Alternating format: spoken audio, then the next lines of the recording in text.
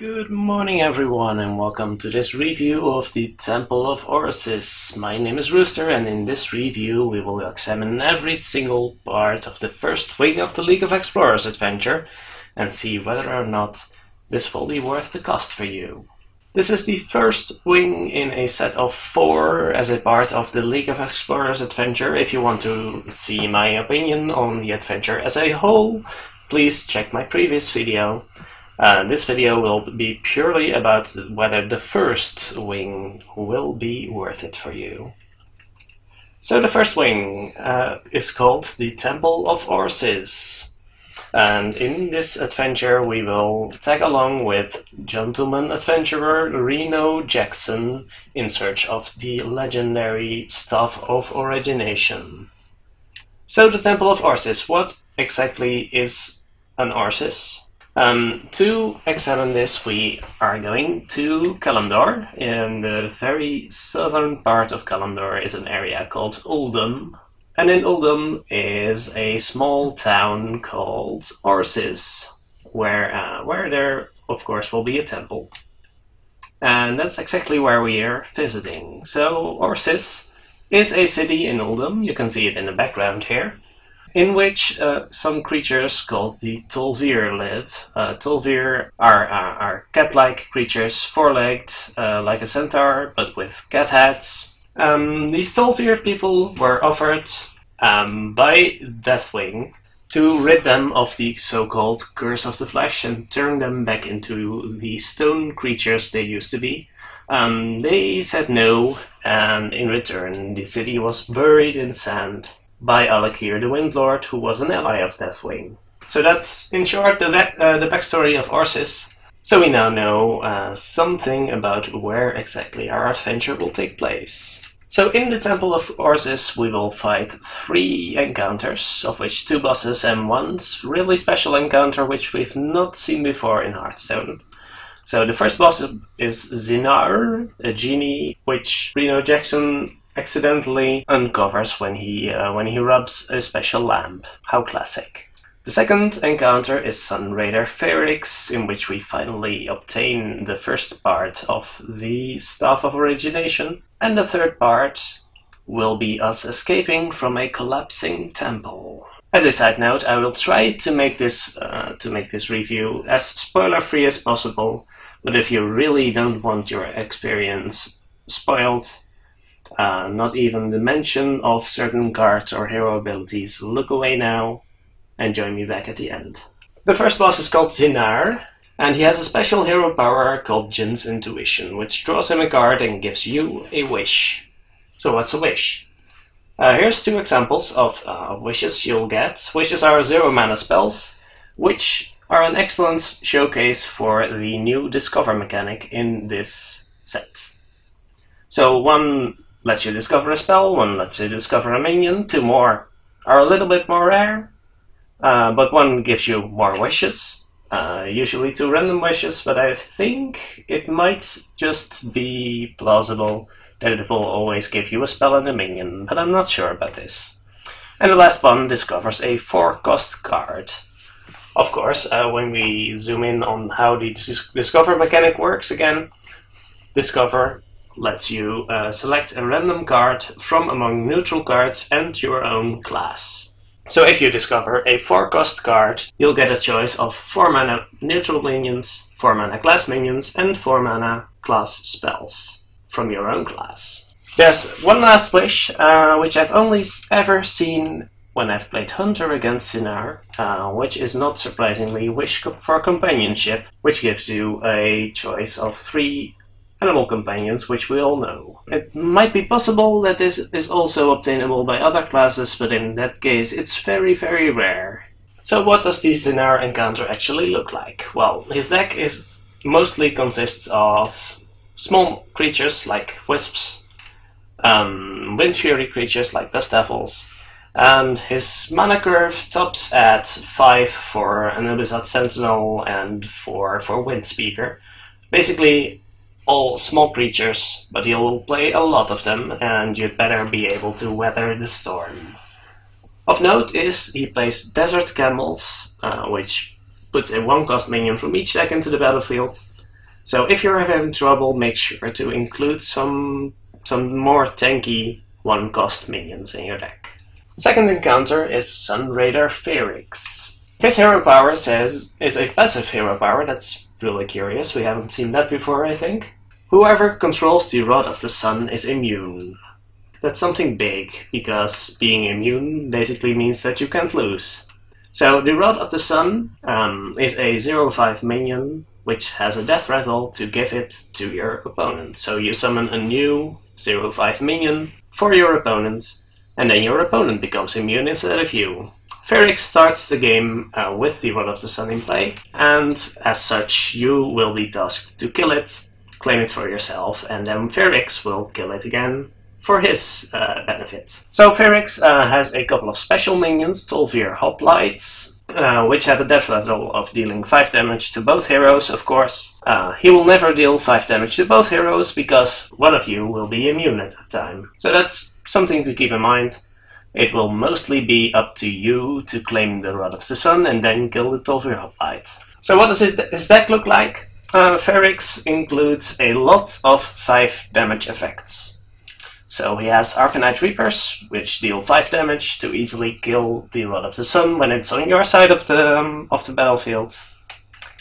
It includes Holy Fire, which will deal with minions, heal him, etc, etc. He has a couple of 5/2 minions in his decks. So he will most of the time be able to deal with the Rod of the Sun quite easily. The last encounter is Temple Escape, which is a very unique one. As you can see, the enemy does not have a health total, and that means you have to survive for 10 turns. At each of your opponent's turns, you will encounter a new obstacle, which usually means that a new minion will spawn, as well as some other events will trigger on your turn. Some of the time giving you a choice between 2 options, some of the time just something happens and you'll have to see what happens and anticipate and deal with it. So for example, one of the earliest choices that you'll get is either take 10 damage or no damage at random, or just take 5 damage by walking across a spike pit. Another example is you find a well, a special magical well. You can either drink from it, drawing a card, or you can wade through it and gain a mana crystal. So what kind of opposition can you expect? For example, you can expect a rolling boulder, which will at the end of your turn destroy the minion to the left of it. It will eventually clear your board, and you'd better not play any minions to the left of it, but you can use it as your own minion and, for example, buff it as a priest. Also, you can expect some rather large creatures on the opposing side. And for the remainder of it, I've basically only spoiled the first 3 turns, so you'll see most of this as soon as you enter the adventure, because you'll probably survive for the first 3 turns. I won't spoil the ending, but it's kind of enjoyable. And different, mostly. So, after you've beaten all 3 of these challenges, you've unlocked the class challenges. The first challenge is the Warrior Challenge against the Djinn Zinar. In this you are given a pre-constructed deck. This one consists of mostly taunt minions like the new Fierce Monkey, weapons like the King's Defender, which works well with minions with taunt, and 2 bolsters, which gives your taunt minions +2/+2. Which is quite excellent against a deck as aggressive as Zinar, because he will have to trade his Wind Fury minions into your big taunts. This is not a very hard challenge, but it is an excellent example of why taunt is really good against aggressive decks. So, in case you didn't know, check this one out. And of course, you get a reward card, but we'll look at that later. The second class challenge is Sunraider Pheryx, and is a Warlock class challenge. And this challenge makes great use of the fact that you will be immune while you control the Rod of the Sun, because it includes a lot of self-damaging minions like the Wrathguard, the Flame Imp, and of course the Tolvir Hoplites from the opposing deck.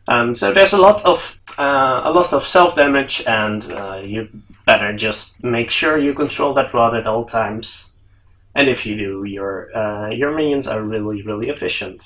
So let's take a brief look at the heroic mode. I have not completed any of the heroic challenges yet, so I cannot and do not want to give you any advice on how to beat them. But we will quickly examine the heroic challenges to see if they are, well, challenging. So heroic Seethour starts with 45 hit points and has a hero power that says draw a card, gain a mana crystal, give your opponent a wish. And that mana crystal makes a big difference, because his deck also becomes a lot heavier. He will have 10 mana on his 5th turn, and things will run out of hand really fast. So for example, his deck contains Fire Elementals now, Stormwind Champions, and he also has a few Rockbiter weapons, which can be really dangerous in combination with his Wind Fury minions. So his deck is a lot heavier and harder to deal with than the original. So the next heroic boss is of course Heroic Ferrix,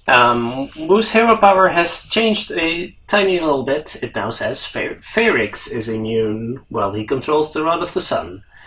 So you no longer get the benefit from it, and his special cards have changed a little bit.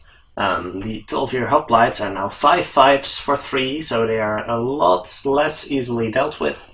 And you will, of course, have to deal with the 5 damage that they deal to both heroes, because you cannot shield yourself from them anymore by controlling the Rod of the Sun. He also has a really overpowered card called Looming Presence in his deck, which draws him 3 cards and gains him another 6 armor on top of the 15 armor he already starts with. And lastly, the Rod of the Sun has a tiny little buff below it, which if we zoom in, excuse me for the very bad resolution here, +3/+3 if Ferrix controls the Rod. So this starts out on turn 1 as a 3/8. That can be a bit of a problem. And of course, if it's resummoned on your side, it's only a 0/5. So yeah, an interesting encounter. The last encounter, Heroic Escape, seems to not have changed much, but things start to look differently when we examine the minions that are summoned each turn. So, for example, on turn 1, in normal mode, he summons a Zombie Chow. In heroic mode, he summons a Boulderfist Ogre. That's pretty big on turn 1. And on turn 2, he used to summon an Oasis Snapjaw, but now summons an Obsidian Destroyer. That's a bit much to deal with. But the real challenge starts on turn 3, when he used to summon a special Orsis guard, which was 7/5, and now summons 2 Orsis guards, which are 8/8 Divine Shields. That can be a bit much to handle if you only have 4 turns. Oh, and a Rolling Boulder on the left side of your board. Good luck. So this looks really interesting. I'm really looking forward to wrapping my head around this one. It looks really challenging, even though it's only 10 turns. It can really test the limits of your deck, I think. So let's take a look at the cards you get from buying this way. 2 cards are unlocked right away, and the first of these is Roaring Torch, or rather, Forgotten Torch, because when you cast Forgotten Torch, it deals 3 damage for 3 mana. That's quite a bad card, I'll be honest here. But it also shuffles a Roaring Torch card into your deck that deals 6 damage for 3 mana. So that's a good card, but of course you'll have to draw it first and then cast it. So it's a really slow card, which really rings a bell. Freeze Mage can play this, right? And we've already seen the first Forgotten Torches in Freeze Mage decks, but different kind of Mage decks can also make good use of this card, I think. So the next card you unlock straight away is called Explorer's Hat. It's a Hunter card, and it says, give a minion +1/+1 and Death Rattle, add an Explorer's Hat to your hand. So you can cast this on a minion that's about to attack, and then attack with the minion might die. You get the hat back and you can cast the hat again. It's like having a different hero power, and people are really experimenting with this card. It looks to be really exciting, not very competitive, but really exciting. And the combinations with, for example, Feign Death is really awesome because it turns your hats into 2 hats, and you can have a handful of hats. That's really amazing. And what to do with a handful of hats? Well, of course, you cast Lock and Load, and you draw a card for every hat that you cast. So it has real potential, I think. At least potential for hilarity. Maybe not very competitive, but a very fun card. So the first card that you unlock by beating the first boss is Ginny of Steppes. It's a 5 mana 4/6. Whenever you cast a spell on another friendly minion, cast a copy of it on this one. So this immediately gives you the idea of putting this in a priest deck, because if you cast Power Word Shield on this, not only do you buff 2 minions with 1 Power Word Shield, but you also draw 2 cards. That's really amazing. Valis Chosen is insane on 2 minions at once. Of course, other classes can also make use of it. Druid has some pretty decent buffs. Paladin has some very good buffs. Might be good. 5 mana 4/6 is not that amazing and constructed, but you can really sense the value in this card. And some people have tried some very interesting brews with it already. So yeah, there's some pretty crazy potential there. And the next card is Jeweled Scarab, and that's the first Discover card that we can actually put in our constructed deck. So I'll elaborate on this one a little. So what is a 3-cost card going to give you? Of course, neutral creatures are always available in this pool. So a 3-cost creature, how big is a 3-cost creature on average? You'll probably get a 3/3 for it. Sometimes a bit smaller, sometimes a bit bigger, and of course this also depends on what class you're playing. Because not every class has the same amount of 3-cost cards, nor do they have the same quality of 3-cost cards. So for example, Priest and Warlock both have only 6 cards that cost 3 mana, while Mage has 17 3-cost cards. That's not always a good thing, however. But what we have seen is that class cards show up a lot more often than you would anticipate. So Trial and Error has... this is not my work, by the way. People on Reddit, credit where credit is due, but a Priest or a Warlock has a 30% chance of finding one of the 3 cards that you discover as a class card. So that's 30% for every card.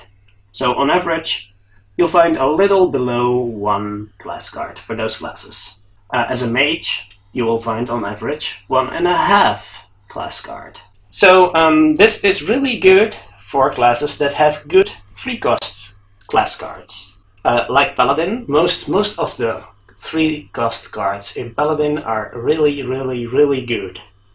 The average quality there is insane, so you're really likely to get a good card. And it's really important, because if you play this on turn 2, you want to have a good turn 3 play to make up for the fact that you're playing a 2 mana 1/1. So Hunter also has a couple of amazing 3-cost cards. Some classes, however, are a little worse off. So for example, Warlock, Warrior and Mage have a rather disappointing selection of 3 mana cards. For example, Warlock has Drain Life, has Sense Demons, Warrior has Charge and Warzone Commander, and Mage just has a huge assortment of secrets, of which only 2 or 3 are relevant for you at the moment. So how good is Jeweled Scarab? Well, that mostly depends on whether you are in the market for a 2 mana 1/1 which draws a card. So continuing to the cards from the second boss. The first is Summoning Stone. 5 mana 0/6. Whenever you cast a spell, summon a random minion of the same cost. This really reminds us of the Tavern Brawl, where whenever you cast a spell, we summon a random minion of the same cost. So people would build basically all spell decks, because every single spell would generate a minion. And that made spells really insane. However, you are paying 5 mana for a 0 attack minion. So you need to make sure that you are either immediately gaining value from it. So for example, on turn 9, you play a Summoning Stone, and you immediately fireball something from your opponent and get a free 4-cost minion. So now you've gained 8 mana of value for your 9 mana investment. That's not too bad.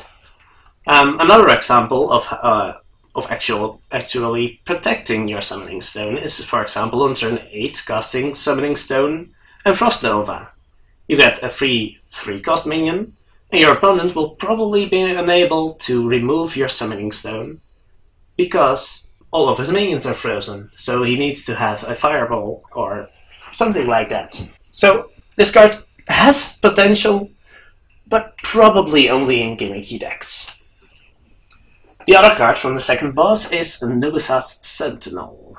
It's a 5-mana 4/4 with Death Rattle. Give a random friendly minion +3/+3. This card is just not good enough. Probably not even in Arena. Let's compare to a similar card, Dark Cultist. Dark Cultist also has a Death Rattle that gives a friendly minion +3 health. Well, it doesn't give the +3 attack, but the Death Rattle works the same way.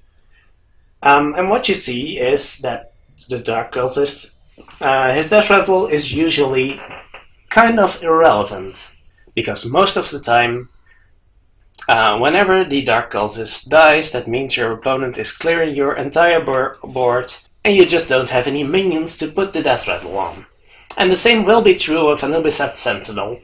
Your opponent will likely have enough power on the board to kill all of your remaining minions, and then kill the Sentinel, which means that the buff is useless and you just played a 5-mana 4/4. And there's the main difference, because Dark Cultist is a 3-mana 3/4, and that's actually good on turn 3, and playing a 5-mana 4/4 is horrendous. So no, I'm not seeing this card see any play whatsoever. Next card, Rumbling Elemental, is a card from the third challenge.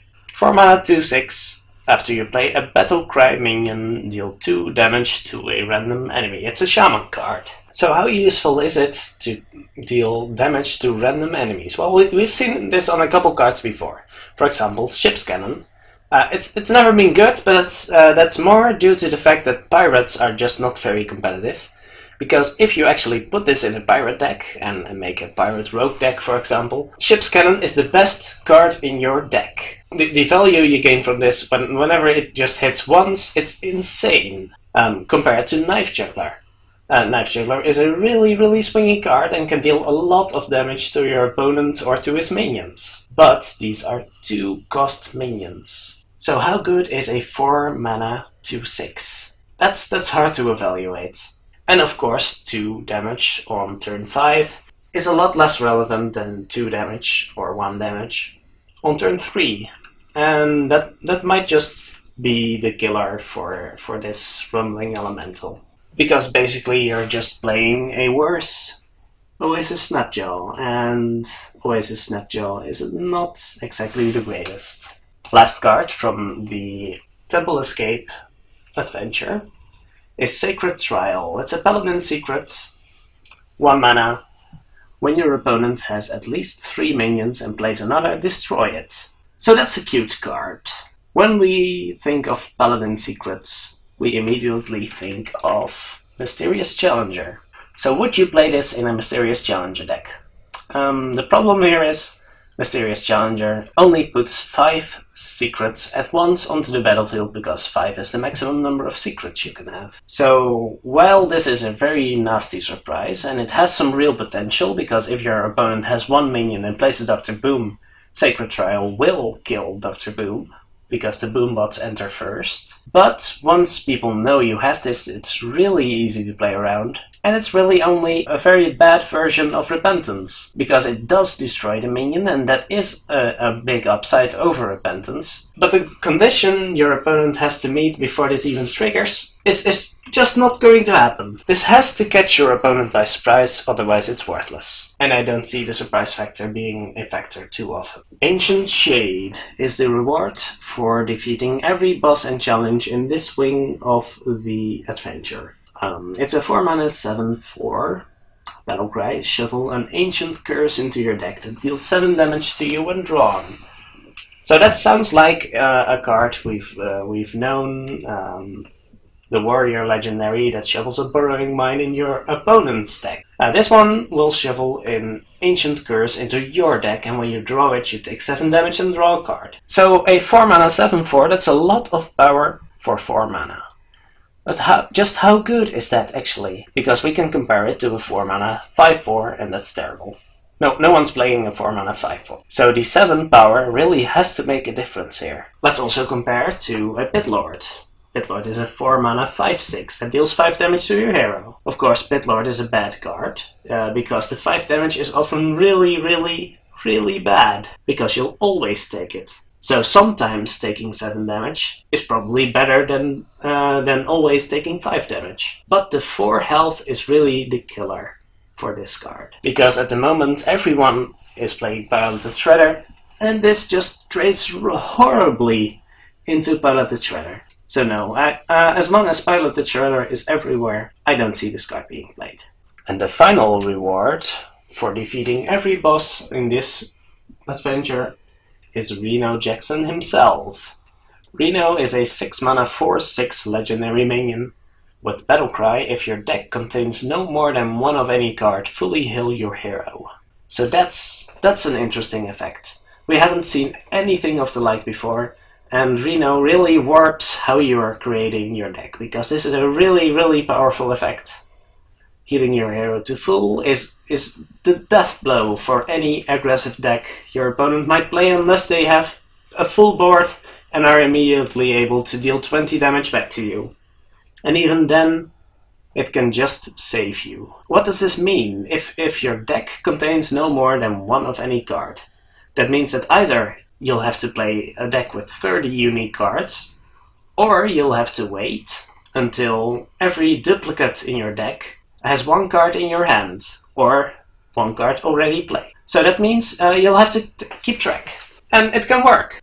You could totally compare Reno to Alexstrasza and run him in Control Warrior, or replace Ancient Healbot with him. But if you want Reno to be as reliable as either of these, you'll have to make a singleton deck. Or you'll have to make a deck that is resilient enough to survive. So for example, a Control Warrior, a Fatigue Warrior deck that plays multiple 2-offs, but can survive long enough to play Reno when he has drawn every single duplicate out of his deck. It's possible, and I've seen a lot of Reno decks lately, because Reno is hugely popular. But is it viable? It probably is, but deck building is a real challenge, and that's exciting. So 2 more cards.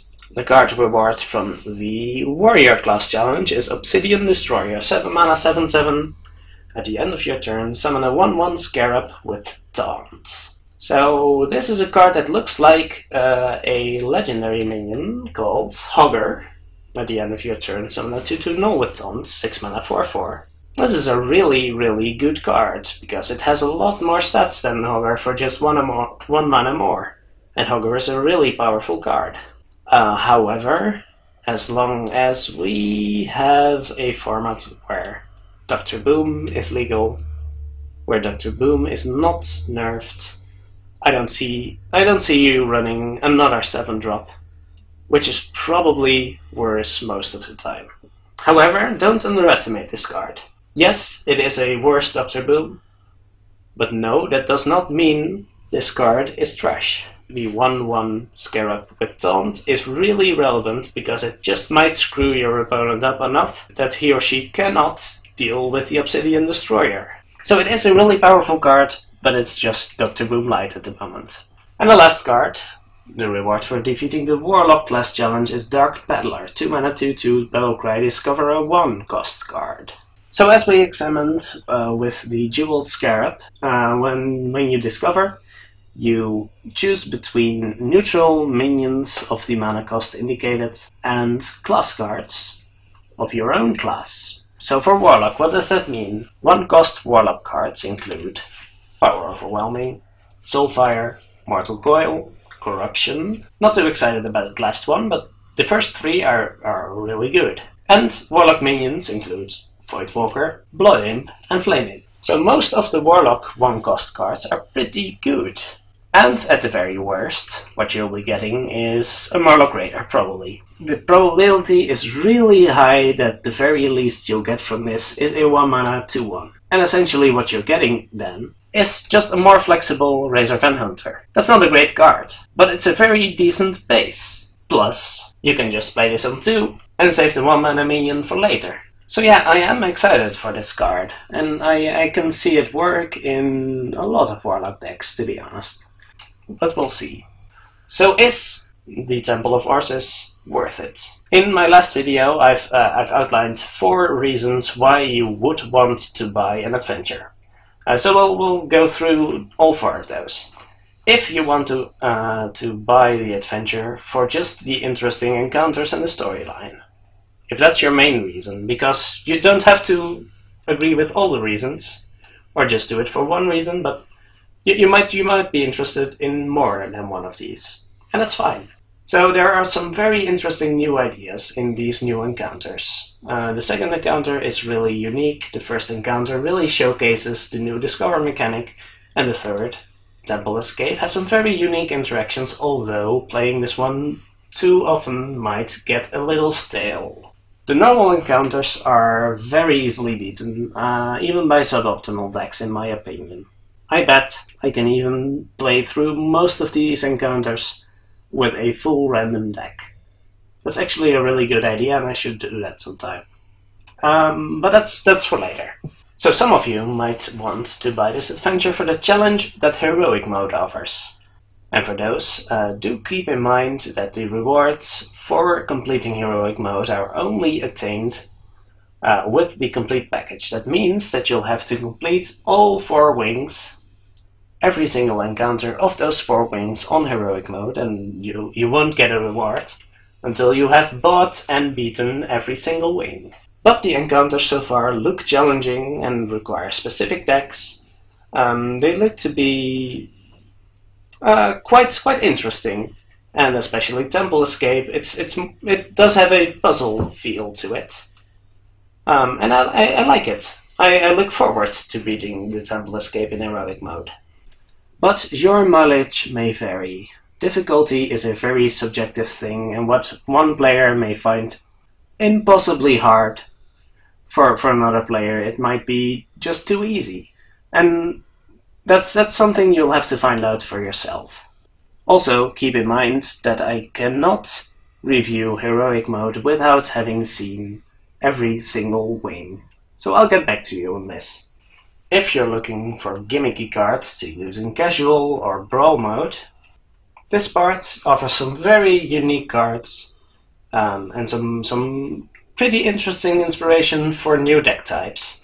Cards that might inspire completely new decks include Summoning Stone, Reno Jackson, Ginny of Steppes, and Explorer's Hat. I cannot tell you whether you'd be interested in building decks with one of these cards, but just look at them. And if you have this eureka moment, go buy this adventure, try it out, and it will probably have been worth it just for the experiment. And finally, for Constructed. A few cards in this set do definitely have some potential to be used in constructed decks. For example, Dark Peddler looks to be a really nice and has been played in both Handlock, which I'm a little bit on the fence about, but for zoo decks this looks really exciting. Forgotten Torch has been seen in Freeze Mage. Jeweled Scarab is proving to be much better than expected, especially since people realized that class cards are a lot more common than we initially expected. And finally, Reno Jackson is the all-star of this adventure wing. Has been seen all over the place in Constructed. You can't gain 3 stars without running into a Reno Jackson deck at the moment. It might just be a fluke and it will go away in time. Or Reno just might be here to stay. That we will have to see. But Reno is a real deal right now, and it's looking real good. So in conclusion, this looks to be a worthy start of a new adventure cycle. It has an interesting mix of gimmicky and powerful cards at the same time, some engaging encounters, so my final verdict is buy this. Buy at least this wing. I cannot speak for the remaining wings, and it might just be that the first wing is the only one worthy to buy. For most of you, this will be definitely worth the 700 gold you're paying for it.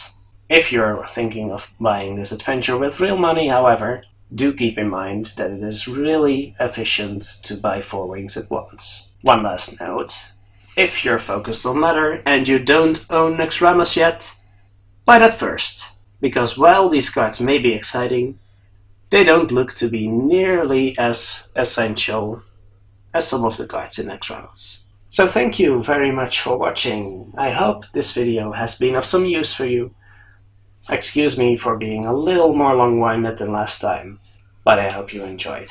Thank you very much for watching, and I will see you next time.